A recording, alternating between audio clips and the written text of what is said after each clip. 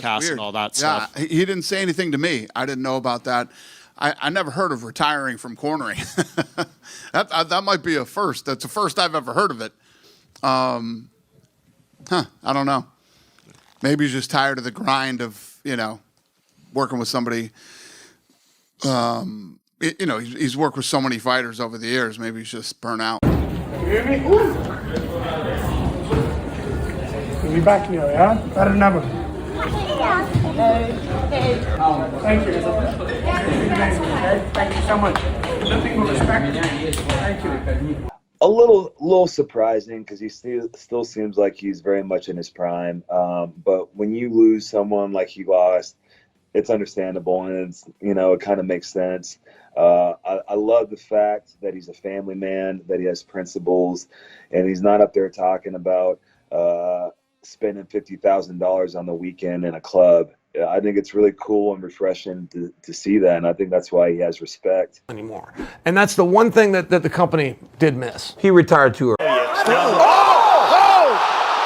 head kick from McCutcheon. So well, even retired. 29-0, that's it. Why did he just drop out? Problem is, we just want to see them. I mean it. You guys are the best in the world. Look at your fucking gym. Look at everything you guys do. You guys are amazing. I have nothing but respect. May retire. I can feel him. I can feel He it. may retire. He's done a lot. He's competed in 2 different weight classes and won world championship. Part of his game, and he's not going to be mentally there. I think it's the right decision for him to make because, man, you don't want to tarnish and blemish your undefeated record. It's not like he's already got a loss or 2.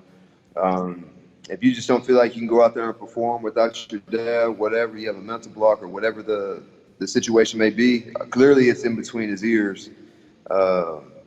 So if you're not in there mentally, then it's best to walk away. And good for him, he's made a pretty good amount of money, so he's able to do that. A lot of fighters, I'm sure they wish they could retire, but they can't because they don't have the money to. So I think that also played a factor in his decision. Eric Anders just dropped a bombshell take that has the entire MMA world buzzing.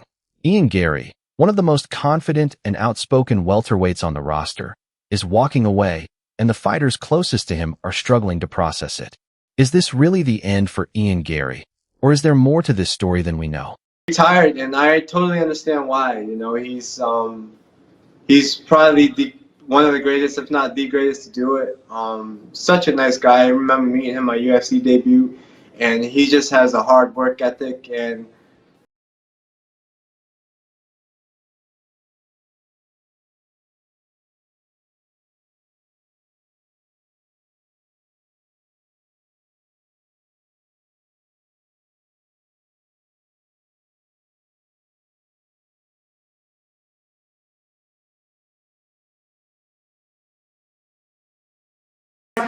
he won. I have no complaints, no excuses. This is the best camp of my life.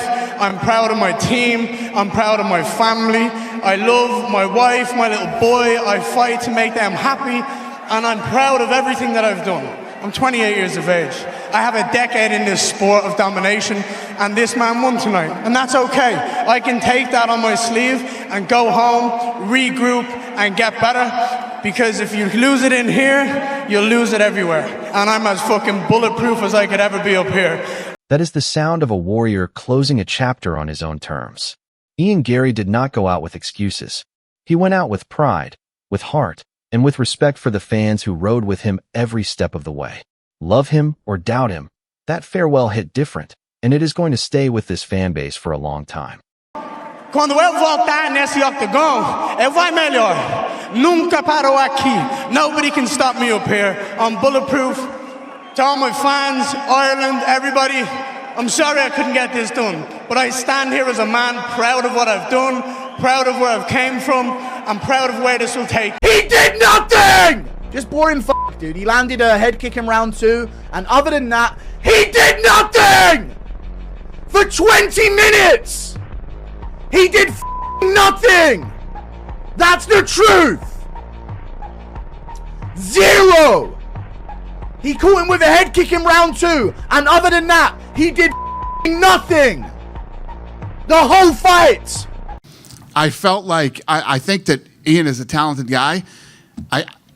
if he had even an ounce of killer instinct in that 5th round, he had been beating him to the body. Islam's whole, I think, right side was beat up. His face was beat up. You don't come out and hug and shake hands in the fight. That shit drives me fucking crazy when there's so much at stake, and there's also a lot of mental gamesmanship, whatever you want to call it in this game. You come out in that 5th round with a flying knee or something crazy, and you try to finish the fight. I think that this is one of those fights that Ian will go back and watch and say, fuck, wish I could do that over again. One moment in round 2 where Islam Makhachev head kicked Ian Garry and caught him with the toes at the end of the head kick and knocked him down. Ian Garry gets right back up. Islam Makhachev scores a head and arm throw takedown. Other than that one moment in that 30-second sequence, Islam Makhachev didn't do any harm whatsoever to Ian Garry, but he has won this fight, in my opinion, which goes to show maybe how little Ian Garry capitalized where he should have.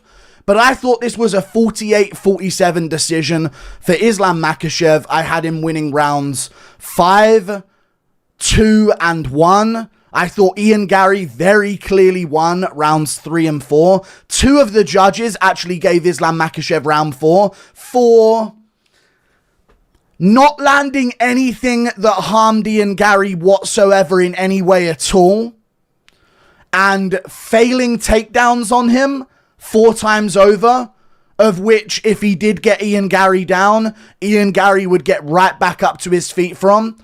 I know there's going to be a ton of MMA channels that are going to sit here and tell you guys that this was absolutely amazing and just an absolute masterclass to watch. You know what I think? This is lame. It's worse than any women's MMA title fight in recent history, which the entire MMA fan base considers lame. And it's pathetic. It's a lame, pathetic way to win. Guys, I think Islam struggled tonight to gain or get to the control position. When he finally did in round 5, he was able to keep him there like we're used to seeing. But Ian Garry was so well trained, he made it difficult for him. Now, he broke that record. There was a lot of pressure tonight, right? There was getting past Anderson Silva. There was defending the 2nd belt. Because think about this. All those 2 division champions, only I had defended the belt in both. But now Islam has. He told me that the other day. Yeah. I break another one of your records. There was a lot of things that were on the line tonight, and that might have played a part. But he did look more beat up and more tired today. That was hats off to the team of Ian Garry. Khabib and I spoke last week, and he came after the fight. And I said, you said, and we spoke about this guy was the most dangerous. Yeah. At least right now. Yeah. Because of his length and his size and knowing his... But there is also a significant difference in the amount of taxing that it takes on Islam's body. The tax that he has to pay to hold these bigger, stronger guys down. Yes. Look at what he did to Justin Gaethje. Look at what he did to Dustin Poirier. Look at what he did to Charles Oliveira. I mean, even Moicano, it was like a round. Just crushes him when he gets on top of him. This is the difference between him at 155 and him at 170. Yep. And, I mean, I understand what he wants to do, and I understand that he wants it, but, man, if I was in his corner, it's hard. I'd be like, maybe.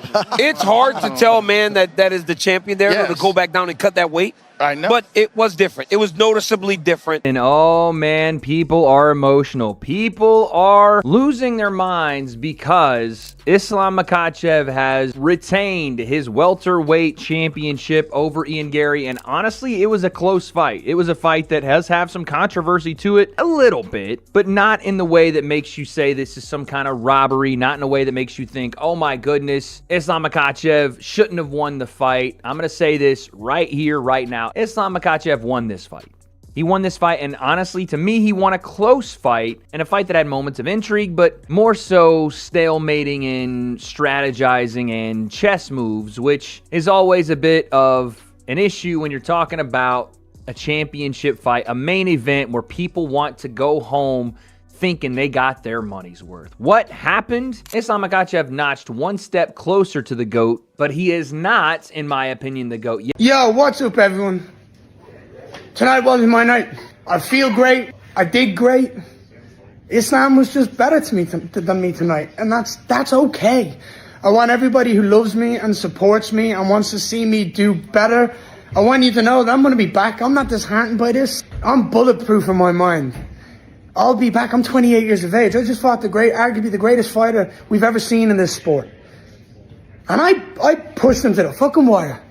And I'm so proud of myself, and I'm so proud of my team and everything that we've done. I'm so proud of what I've done in this world and who I've become. Nobody's stopping me. Nobody stopped me. Tonight was not my night. Islam, your team, congratulations. You guys did amazing. I have nothing but love and respect for everything you guys have done in this sport. I've said that to you. I'll be back. There's plenty of matchups in this sport, plenty of fun matchups that I'm excited for. We'll be back, and we'll be better than ever. I love you all. So where does this leave Ian Garry's legacy? A fighter who talked bold, backed it up more often than not, and never once hid from the pressure of being one of the most polarizing names in the welterweight division. Stylistically, he was a mix of sharp boxing, elite footwork, and relentless self-belief that either electrified you or infuriated you, and there was rarely any middle ground. In terms of pound-for-pound conversation, Ian Garry was never quite in that elite tier, but his ceiling was undeniable, and that is exactly why this retirement stings for so many fans who believed his best run was still ahead of him.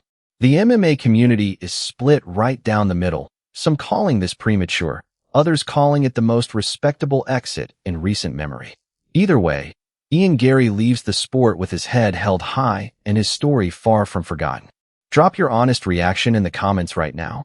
Tell us if you think Ian Garry should have kept fighting, and hit subscribe so you never miss the next big story breaking in the world of MMA.